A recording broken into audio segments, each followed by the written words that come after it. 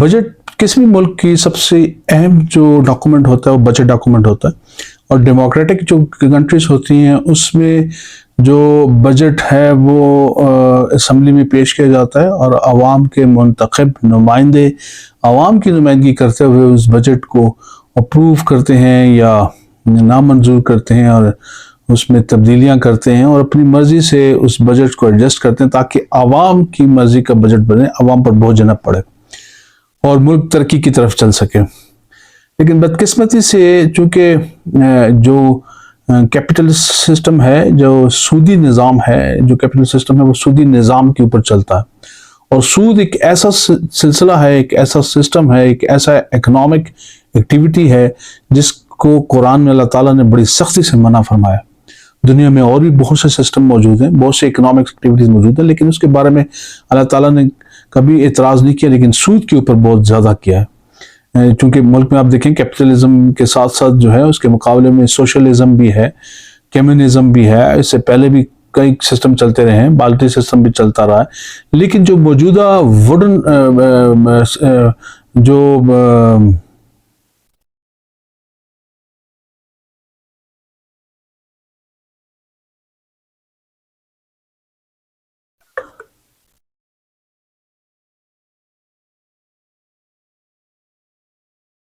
लेकिन जो मौजूदा ब्रिटेन वुड सिस्टम है वो सूदी निज़ाम के ऊपर है और इसने पूरी दुनिया को जो है अपने कब्जे में कर रखा है और दुनिया के जितने भी मामलात हैं वो ब्रिटेन वुड सिस्टम के इकोनॉमिक सिस्टम के दिए हुए हैं। यहाँ तक कि जो डेमोक्रेसी का जो इकोनॉमिक चैप्टर कहा जाता है या उसकी रिवीजन कहा जाती है तो वो कैपिटलिज्म ही बन कर रह चुकी है। इस वक्त वो कैपिटलिज्म है जिसने सारी दुनिया की इकोनॉमिक्स अपने कब्जे में कर रखी है और वो इकोनॉमिक्स को चलाने वाले, उस सूदी निज़ाम को मुतारफ कराने वाले और सिलसिला चलाने वाले बनी इसराइल के ज़माने से चले आ रहे हैं और वो आजकल के यहूदी भी हैं। और वो यहूदी ही हैं जिन्होंने तमाम दुनिया का जो इकोनॉमिक सिस्टम है अपने पास रखा हुआ है, अपने कब्जे में रखा हुआ है, अपने कंट्रोल में रखा हुआ है। यहाँ तक कि जो दुनिया के जितने भी बड़े बड़े डिसीजंस होते हैं वो यहूदी ही कर रहे होते हैं। क्यों? कि इकोनॉमिक्स उनके हाथ में चली गई है सूदी निज़ाम की वजह से, जिसको अल्लाह ताला ने ऐलान जंग करार दिया है, खुदा और रसूल के खिलाफ जंग, क्योंकि खुदा से तो कोई जीत नहीं सकता। उनके साथ जंग करार दी है सूद को और उस इतनी बुरी वो चीज़ है, उससे खुदा उसे जीत नहीं सकता। और उन्होंने अपना सिस्टम नाफज कर अपनी जो है वो अजायदारी इसलिए बना रखी है कि गरीब से गरीब तर होता है सिस्टम में और अमीर से अमीर तक होता है। उसमें टैक्सेस गरीबों पे लगाए जाते हैं और उसका जो प्रॉफिट है वो अमीरों पर खर्च किया जाता है। वो कैसे होता है? पाकिस्तान के जो बजट है उस पर नज़र डाल के देखते हैं, क्योंकि आप देखते हैं कि हमारा जो बजट है इसमें जिन कौमों की, जिन ममालिक की तरजीहात जिस तरफ होती हैं वो उसी पे खर्च ज़्यादा करते हैं। यहाँ आपके घर का भी बजट हो, आपके किसी ऑर्गेनाइजेशन का बजट हो या आपके इदारे का हो, आपके कारोबार का हो, आपके बिजनेस का हो, आपकी दुकान का हो, आप उसमें जो बजट बनाते हैं उसकी कुछ तरजीहात रखते हैं। मिसाल के तौर पर अगर आप समझते हैं कि यार हमें सेहत पर ज़्यादा तवज्जो देनी चाहिए तो आप उसके लिए ज़्यादा रकम मुख्तस करते हो। आप समझते हो कि नहीं पानी के लिए हमें ज़्यादा बजट होना चाहिए तो उसके लिए आप रकम ज़्यादा रखते हो। आप समझते हो नहीं जी बिजली चूँकि एक अहम चीज़ है वो उसके लिए बड़ी अहमियत है तो उस पर हमें ज़्यादा बजट रखना चाहिए। फिर आप समझते हो नहीं जी एनर्जी की जो दूसरे रिसोर्सेज हैं बिजली के साथ साथ, जैसे कि गैस है या आप उसमें लकड़ियां जला रहे हैं या जो कुछ भी कर रहे हैं, जो खाना पकाने का जो आपका निज़ाम है उस पर बजट ज़्यादा आपका उसको इस दफ़ा उसको इंक्रीज़ कर देना चाहिए। ग्रॉसरी पे कितना लगाएंगे आप, जो है वो तालीम, बच्चों की तालीम पे कितना लगाएंगे आप, कपड़ों पे कितना लगाएंगे आप, जो है वो घर की मरम्मत पे कितना खर्च करोगे, या आपकी दुकान में बिस्किट के आइटम्स कम है तो बिस्किट आइटम्स आप कैसे बढ़ाओगे। अगर आपकी दुकान में जो है वो पानी का या सॉफ्ट ड्रिंक्स का जो है वो बिजनेस पहले नहीं आप कर रहे तो वो इंट्रोड्यूस करना तो आप उसको बजट बढ़ाते हो। अब आप देखें कि हमारे मुल्क में जो हमारी तरजीहात हैं वो क्या है। हमारे मुल्क में तरजीहात, सबसे ज़्यादा जो तरजीहात हैं, जो सबसे ज़्यादा पैसे हम खर्च कर देते हैं तकरीबन 86% के करीब वो हम सूद पे अदा कर देते हैं। कर्जा और सूद जो है वो पाकिस्तान ने जो हासिल कर रखा है इंटरनली और एक्सटर्नली भी, यानी कि बैरूनी ममालिक से आप IMF से, वर्ल्ड बैंक से जो कर्जा आपने लिया है उसका आपको उधार और उसका जो सूद है वो अदा करना होता है। इसके अलावा आप अपने मुल्क के अंदर से जो बैंक्स हैं उनसे आप बोरो करते हो, उनसे आप उधार लेते हो, उसका भी सूद अदा करना होता है और उसके भी पैसे, ये सारा सूदी निज़ाम जिसके वजह से पाकिस्तान का जो इकोनॉमिक सिस्टम है वो कोलैप्स करता चला जा रहा है। इसलिए इस्लामिक इकोनॉमिक सिस्टम का इंट्रोड्यूस होना यहाँ पर इंतहाई ज़रूरी है। उस पर बात करेंगे किसी दिन कि वो होता क्या है, उसमें क्या सारा सिलसिला होता है। लेकिन आज सिर्फ बजट पे के हवाले से हम बात कर रहे हैं कि बजट में आप देखें कि हमारी तरजीहात क्या है। आप देखें और ये भी देखिएगा कि कहाँ कहाँ पे करप्शन होने के चांसेस ज्यादा होते हैं। करप्शन कैसे होती है, ये जो उमराह बैठे हुए हैं, हुकूमतों में बैठे हुए हैं, अमीर तरीन लोग, बैंकर्स बैठे हुए हैं, जिनके बैंक्स के कारोबार और बैंक के तमाम बैंक जो हैं वो सूद के ऊपर चलते हैं। जिस बैंक को सूद पे पैसा नहीं मिलेगा वो क्यों पैसे आपको कर्ज देगा, आप उसको प्रॉफिट देंगे ना, पैसे देंगे मजीद। 10 रुपये आपने दिए उसको तो उस पर आप 11 या 12 रुपये आप उसको वापस नहीं करेंगे तो आपको क्यों देगा। लिहाजा उन्होंने पैसों को कमोडिटी बनाया हुआ है और वो पैसों को ही इन्वेस्ट करते हैं, उसी से प्रॉफिट लेते हैं। और वही लोग जब आपका बजट बनाएंगे तो वो किस किस्म का बनाएंगे, अवामी नुमाइंदे अगर बजट बनाएंगे तो किस किस्म का होना चाहिए, ये हम फर्क देखने की कोशिश करते हैं। तरजीहात की बात हो रही थी कि आजकल जो हमारा बजट उसमें तो सबसे ज्यादा जो हमारा पैसा है वो जो है वो 86 के करीब 86.2% जो है वो हम अपने कर्जों और सूदों वगैरह पे खर्च कर देते हैं। फिर हम चूंकि हमने बहुत बड़ी एक फौज पाल रखी है हमारे मुल्क में, आर्मी बहुत बड़ी है, 8 लाख के करीब हमारी मिलिट्री है और हमारे जो ताल्लुकात हैं वो पड़ोसी ममालिक से अच्छे भी नहीं हैं और हमें जो है वो एटम बम को भी संभालना है, हमने बाकी पूरी दुनिया की भी लीड करनी है, हमने मिसाइल टेक्नोलॉजी को भी इम्प्रूव करना है, हमने जो है डेटरेंस भी अपने मुल्क में कायम रखनी है, बरकरार रखनी, बल्कि इसको बढ़ाना भी है और डिफेंस का भी मैकेनिज्म स्ट्रॉन्ग करना है। फिर हमारी नेवी है, एयरफोर्स है, बड़े जहाज खरीदने हैं, अपने बहरी जहाज खरीदने हैं, हवाई जहाज खरीदने हैं,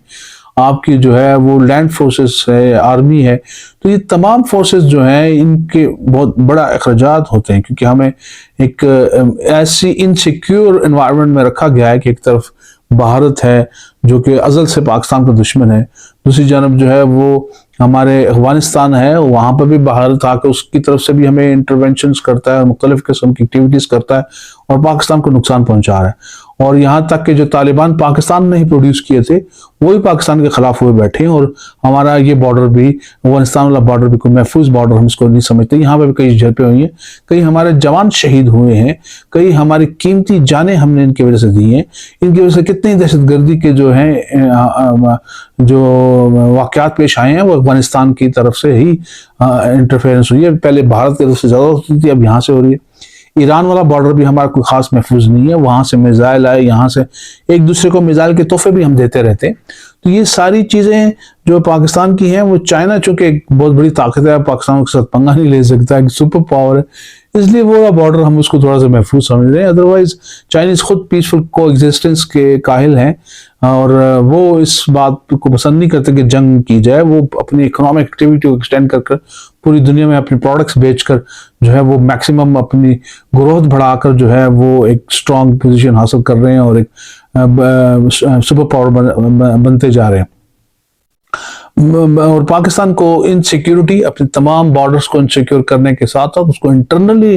जो मुश्किलात पेश आ रही हैं और एक हाइब्रिड वार और एक डिजिटल वार पाकिस्तान के खिलाफ चला दी कि इसके लिए आपको बहुत बड़ी फंडिंग अब चाहिए होगी और इसकी तरफ शिफ्ट हो गया। पहले तो आप मैदान जंग में तलवारों से लड़ते थे, फिर वो गोलियों बंदूकों से लड़ते थे,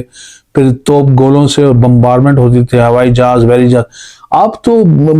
हर बंदा बैठकर मोबाइल पर और इंटरनेट पर और कंप्यूटर पर और आईपैड्स पर जो है वो एक दूसरे के खिलाफ जंग कर रहे होते हैं। एक नई किस्म की जंग भी आ गई। तो हमें एक इनसिक्योरिटी की वजह से हमें अपनी सिक्योरिटी के ऊपर सबसे बड़ा पैसा खर्च करना पड़ रहा है और बहुत बड़ी अमाउंट जो है वो तकरीबन 21-22 ट्रिलियन रुपीस जो है वो पाकिस्तान जो अपने बजट का है वो खर्च करता है अपनी सिक्योरिटी के ऊपर। और इसी तरह आप देख लें कि जो हमारा एजुकेशन है और जो हमारा हेल्थ है, जिसको सोशल सेक्टर कहते हैं, जो अवाम की बुनियादी ज़रूरियात होती हैं, हमारे जो 3 लाख से ज़्यादा बच्चे जो हमारे स्कूल नहीं जा रहे हैं और हमारे तकरीबन जो है वो 1 लाख के करीब जो है रोज़ाना लोग नई बीमारियों में मुब्तला हो रहे हैं और कोई 55,000 के करीब लोग रोज़ाना अमवात हो रही है पाकिस्तान में। उन सारी चीज़ों को भी महफूज करने के लिए अब देखेंगे उनके लिए क्या बजट रखा गया। आपको जानकर हैरत होगी कि 32 अरब रुपया, बहुत बड़ी चीज़ है, 32 अरब रुपीज जो है ना, 32 अरब रुपया जो है वो एजुकेशन के लिए रखा गया है, और 67 अरब रुपया जो है वो रखा गया है सेहत के लिए। उससे दुगना तकरीबन रख लिया गया। अब हमारे सोशल सेक्टर्स हैं दोनों, हमारी जो यूनिवर्सिटीज़ हैं उनके हालात, मैं स्कूल कॉलेजेस और जो छोटे इंस्टीट्यूशंस हैं उनकी बात नहीं कर रहा, मैं यूनिवर्सिटीज़ की बात कर रहा हूँ कि वहाँ पर फाइनेंशियल क्राइसिस आए हुए हैं। यहाँ तक यूनिवर्सिटी की हालत पहुँच चुकी है कि वो अपने मुलाजमीन की तनख्वाहें तक नहीं दे सक रहे,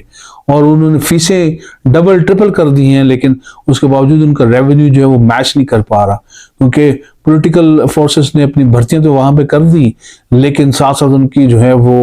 उनको रिसोर्सेज प्रोवाइड करने के इंतजाम नहीं किए। जैसे हमारी केपी में सिर्फ 4 यूनिवर्सिटियां हुआ करती थी, 4 या 5 यूनिवर्सिटियां हुआ करती थी। अब भी इस वक्त 36 यूनिवर्सिटियां केपी में चल रही हैं। हमारे 36 डिस्ट्रिक्ट हैं और 36 यूनिवर्सिटियां, हर डिस्ट्रिक्ट में कई कई यूनिवर्सिटियां बन गई हैं, और लेकिन बजट वही 5 यूनिवर्सिटियों के लिए ही मौजूद है, उसमें इंक्रीज नहीं हुआ, बल्कि साथ वक्त के साथ साथ डिक्रीज ही हुआ है। तो फिर वो तमाम यूनिवर्सिटियों में जब वो डिवाइड होता है तो एक यूनिवर्सिटी भी ऐसी नहीं है जिसको जो है वो प्रॉपर रिसोर्सेज मिल सके कि वो अपना जो है वो मुलाजमीन की सिर्फ तनख्वाहें पूरी करे, या रिसर्च एंड डेवलपमेंट करे, या जो है वो स्टूडेंट वेलफेयर का कोई काम करे, या डेवलपमेंट करके कोई नए डिपार्टमेंट्स, इंस्टीट्यूशंस या कोई ऐसी चीज़ें बनाए जो कि दुनिया के साथ मुकाबला कर सके।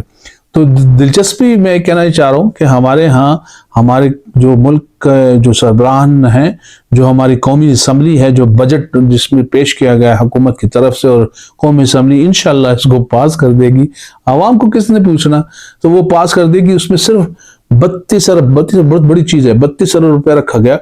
और 67 अरब रुपया सेहत के लिए रखा गया। कुछ छोटी अमाउंट नहीं, काफी बड़ी अमाउंट है, लेकिन कंपेयर मैं कर रहा हूं बाकी अमाउंट के साथ। अब आप देख जानकर हैरान होंगे कि 1300 अरब रुपया सब्सिडी के लिए रख दिया गया है। और मैं हमेशा अपने जो इकोनॉमिक व्लॉग्स बनाता हूं उसमें एतराज करता रहा हूं कि सब्सिडी नहीं होनी चाहिए, सब्सिडी के लिए पैसा रखना ही नहीं चाहिए, सब्सिडी को मिनिमाइज करें, खत्म करें, और बिल्कुल इसको एक दिन कम करते करते, बल्कि इस दफा 1300 अरब रुपए सब्सिडी रखा गया। और जो करप्शन की जाती है ना, अरबों रुपए की जो करप्शन होती है वो इस सब्सिडी वाली ही अमाउंट से होती है। क्योंकि जब कहा जाता है कि पेट्रोल महंगा हो गया तो हमने महंगा नहीं किया लिहाजा हम सब्सिडी दे रहे हैं, बिजली महंगी हो रही है लिहाजा हम आपको सब्सिडी उसमें दे रहे हैं। तो ये सब्सिडी वहां पर बताए जाते हैं, लेकिन लोगों को ट्रिकल डाउन उसका इफेक्ट नहीं देती। अब आप देखें,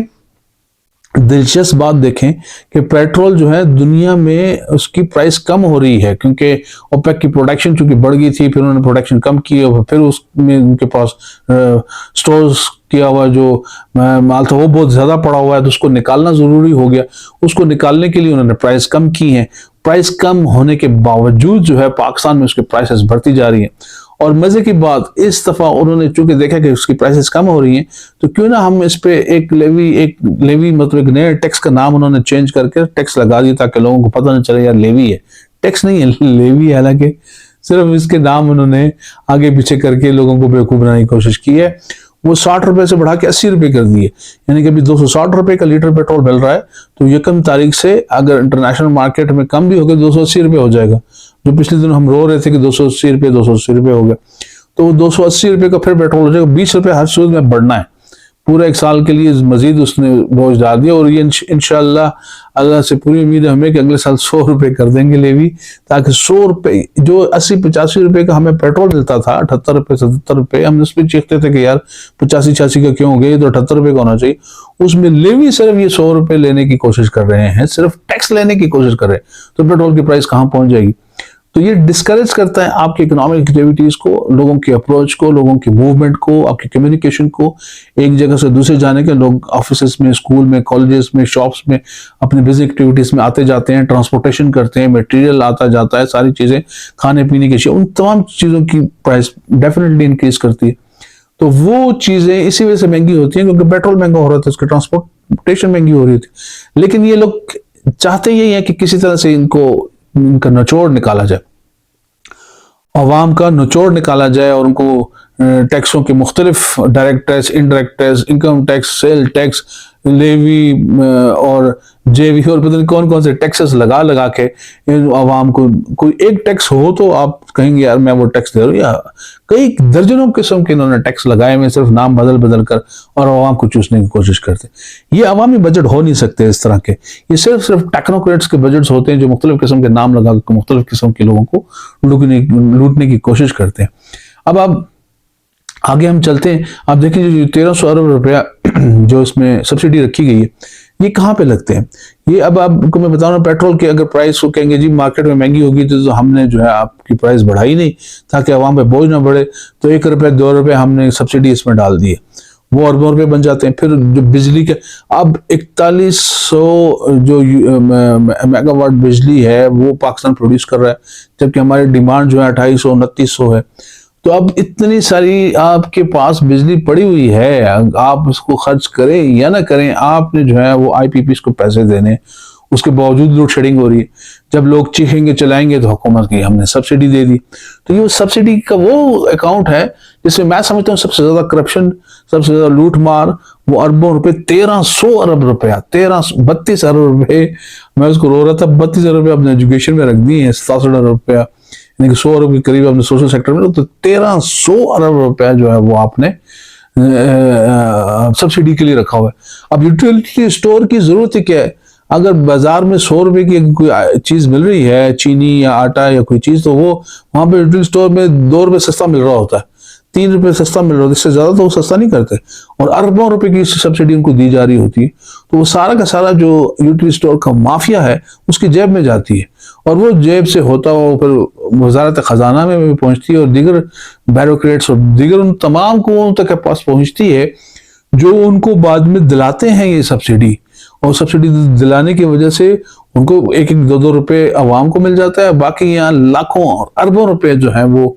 ब्यूरोक्रेसी को, दीगर लोगों को मिल जाता है सब्सिडी के नाम से। तो ये सब्सिडी होनी नहीं चाहिए, और ये सबसे बड़ी डिमांड आईएमएफ की भी यही है कि भाई अपने मुल्क से सब्सिडी खत्म करें। आपने हर चीज में सब्सिडी दे रखी है, आपको जहां सहूलत, आपने फर्टिलाइजर वालों को सब्सिडी दे रखी है क्योंकि वो फौजी फर्टिलाइजर है,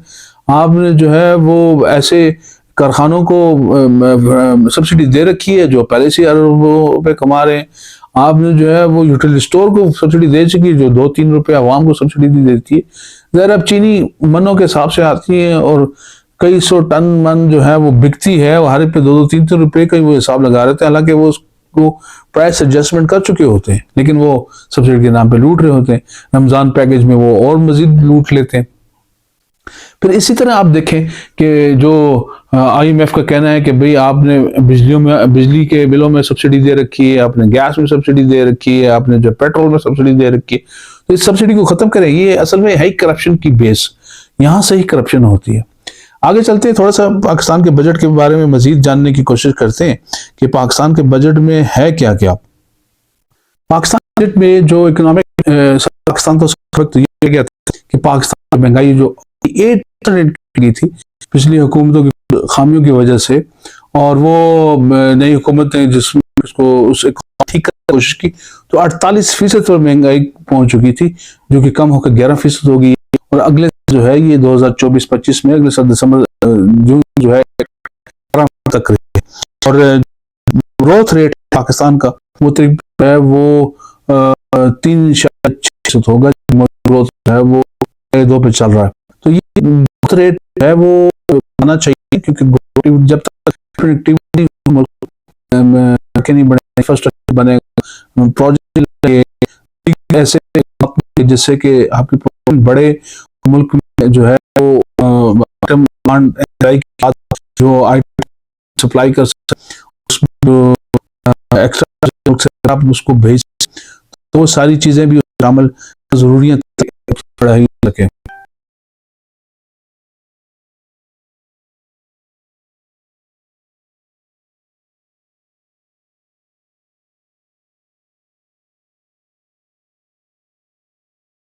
इसके अलावा बजट के बारे में ये भी बताया गया कि पाकिस्तान के लोग हैं उनकी जो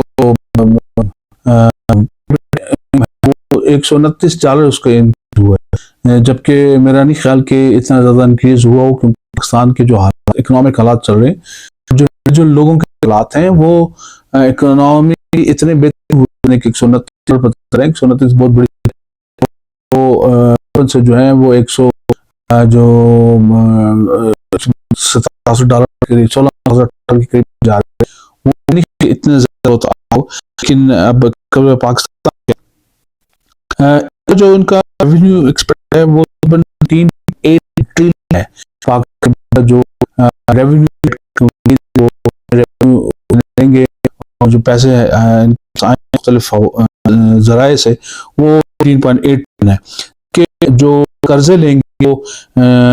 से तकरीबन 5 ट्रिलियन कर्जे जो हैं वो बैंकों से ले, और बैंक के अलावा जो बैंक उनसे 2.6 के करीब, कि उससे आप जो है उसे अगर ट्रिलियन ले 2.6 वो नॉन बैंक बोरो कर जो उनके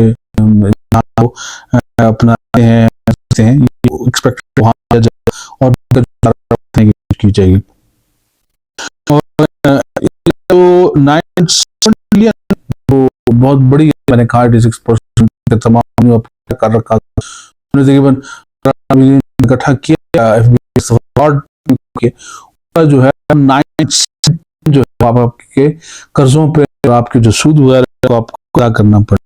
और तो ट्रिलियन के करीब जो अमाउंट है वो आप पेंशन्स पे लगाएंगे, और जैसे पहले भी हमने जिक्र किया कि 2.122 ट्रिलियन रुपए वो आपके सर्विस लग जाएंगे, बड़ी क्योंकि हमने है को देंगे कि जो हमारे चारों प्रोविंसेस हैं और कश्मीर है को जैसे जाएंगे वो हमारे डिफेंस से 22 बिलियन 22 ट्रिलियन जो है डिफेंस को देंगे 1 पॉइंट समथिंग, और 7 पॉइंट समथिंग जो है वो हम 6 प्रोविंसेस को, बाल्टिस्तान को मिलाकर, चारों को केपी को, पंजाब को मिलाकर जो देंगे 1 जो है वो अमाउंट बनती है, और 3 जो है वो इस पे खर्च गवर्नमेंट हुकूमत के लिए उनको चाहिए वो 1.1 ट्रिलियन है, और इसी तरह जो है 1.6 ट्रिलियन जो है डेवलपमेंट नेटिंग वगैरह एलोकेट किए, इस तरह जो फिजिकल डेफिसिट है वो 72 जो करना वो आपके पास भी जा रहे हैं, आपको बड़ा अंदाजा कि डेफिसिट कहाँ से पूरा करोगे, और ओवरऑल डेफिसिट जो है वो जीडीपी का 5.9% हुआ है, जो कि 4% 2023-24 से कम हुआ है। उम्मीद है कि ये ज्यादा होगा, और के साथ साथ एफबीआर के जो टैक्सेस हैं वो तकरीबन 12.97 ट्रिलियन है, जो कि तकरीबन 40% पिछली दफा से ज्यादा, तो इस दफा इन्होंने मजीद बड़ा उसको टारगेट दिया, देखते हैं वो कहाँ तक पूरा कर सकते हैं। और जो पीएसडीपी है जो पब्लिक डेवलपमेंट प्रोग्राम है, उसके लिए 4 ट्रिलियन जो है उन्होंने मुख्तसर की, और बेनिफिट प्रोग्राम के लिए अच्छी खुशखबरी 400 बिलियन रुपये आकर जो है 192 बिलियन कर दी जो है कवरेज में आया, कुछ लोगों के वो भी, और साथ आप ये यूटिलिटी हैं, और रमजान पैकेज के लिए 10 रुपये हम एक रमजान पैकेज में 10 मिलियन की मैं बात रहा हूँ, करोड़ बिलियन तो जो पैकेज के लिए जो खर्च जाएगा स्टोर के, और जो है वो बढ़ाएगी उसको 20%, क्योंकि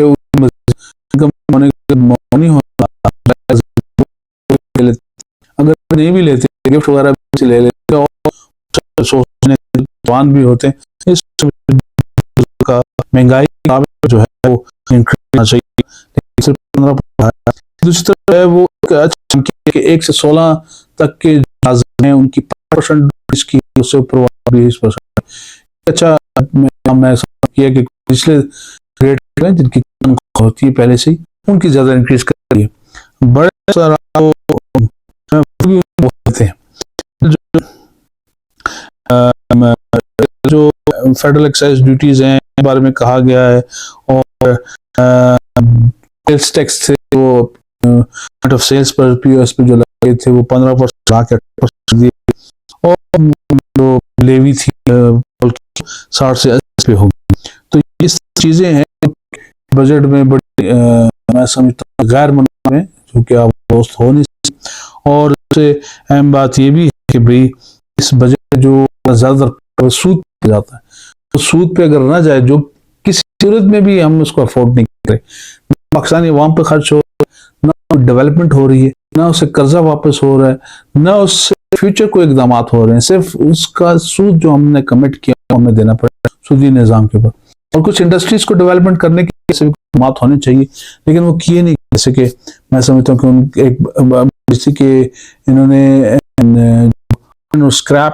उसके ऊपर खत्म करने का ऐलान, मुझे नहीं समझ आई कि ये कबाड़ वाला जो काम है, जो कड़ी जाकर बेचता है, गली मोहल्ले से उठाते हैं और उस पर टैक्स, उन पर रहम आया, ये जो है वो सामान से कोई बड़ा चीज पैदा करना चाह रहा है, जबकि हमारे पास एशिया सबसे बड़ी स्टोर लगी हुई है और हम उसको संभाल रख रहे, लेकिन आयरन और स्क्रैप के ऊपर जो टैक्स खत्म कर के कबाड़ी किसी तरह ज्यादा से ज्यादा इकट्ठा करे, ये कबाड़ इकट्ठा करे और वो लो हमारे पास आए, हम उसको पिघला कर स्टील की शीशियां बना के, हम मिसाइल बना के, हम गोलियां बना सके, हम घरों के लिए जो बना सके, बना के हम जो बना सके, हम आम बना सके, और आगे जबकि स्टील जो है जिसका काम ही बनाना, और इतना बड़ा प्रोजेक्ट है, वो पिछले वज़ीर खजाना साहब थे, बड़े अल्लाह उनको भला करे, पीटीआई दौर में वो कहते थे कि पीआईए के साथ हम स्टील मिल मुफ्त है। तो मैंने कहा भी स्टील पीआईए आप ले ले, स्टील मिल मुझे दे दे। रुपए जो पाकिस्तान का एसेट है वो इस तरह से बांटा जाता है, इस तरह से तकसीम किया जाता है, कोई दर्दी नहीं इनको मुल्क के साथ या उसके एसेट्स के साथ, सिर्फ और सिर्फ यारी दोस्ती, क्योंकि किसी वडेरे ने, किसी बनिए ने, किसी मालदार, किसी सेठ ने, किसी अमीर जादे ने को कहा होगा कि यार ये मैं तो वो नुकसान में जा रहा है वो ले लेता हूँ, लेकिन जो मुफ्त में दे दो देने को तैयार है, उसको यार होगा, उसने उसको कोई 100-200 अरब रुपए में से 1 अरब रुपया दे दिया होगा, वो खुश हो गया और उसने कहा मैं आपको ये, वो तो उसकी हुकूमत चली गई, वहां पे वज़ीर खजाना रहा नहीं, और वो उसने जो है वो पाकिस्तान के एसेट को इस तरह से बांटने की कोशिश की। तो ये वो लोग हैं, और ये इसकी हुकूमत भी तो औरंगजेब साहब वज़ीर खजाना है, इनके इनसे एक सहाफ़ी ने जितने ज़बरदस्त सवालात पूछे उस पर बहुत वावेला हुआ और बड़ा शराबा, और सब ने पसंद किया, वो सहाफ़ी को हीरो बना दिया उसके साथ। और औरंगजेब साहब चूंकि बैंकर हैं, उनका आवाम से कोई खास नहीं है, सेनेटर बने किसी के कहने पर, और ज़बरदस्ती बनाए गए हैं और उनको ला के वज़ीर ख़जाना बनाया गया।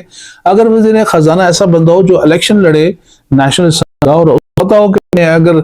बजट ठीक बनाया तो अवाम मुझे टमाटर मारेंगे, गंदे मारेंगे, और मुझे अवाम अपने पास छोड़ेगी नहीं, और अवाम मेरा हशर नशर कर दे, तो वो फिर लाजमी अवामी बजट बनाए। लेकिन आप बैंकर आएंगे तो वो तो आपको कहेगा भाई सीधी लाइन में अपना जमा करो, नहीं कराना है तो हो जाओ, इस तरह की बात है। तो बैंकर को भी जो है वो ज़्यादा नहीं होना